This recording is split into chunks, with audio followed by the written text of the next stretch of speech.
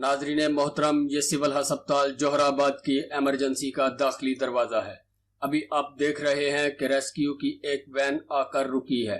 اس when میں سے ایک ریسکیو اہلکار باہر نکلتا ہے اور ایک چھوٹے سے بچے کو اٹھائے تیزی کے ساتھ بچوں کے ایمرجنسی بلاک یعنی نرسری کی جانب دوڑتا ہے۔ اس اہلکار کی پریشانی اور گھبراہٹ کو دیکھ کر ایک لمحے کے لیے ایسا لگا کہ شاید یہ اس کا اپنا بچہ ہوگا، مگر بعد میں کنفرم کرنے پر پتہ چلا کہ یہ بچہ اس کا اپنا نہیں ہے، بلکہ یہ بچہ کسی قریبی کالونی کے ایک رہائشی کا ہے اور اسے فوری طور پر ایمرجنسی ٹریٹمنٹ کی ضرورت ہے۔ یہ ریسکیو اہلکار محض اپنی ڈیوٹی ایمانداری سے سر انجام دے رہا ہے۔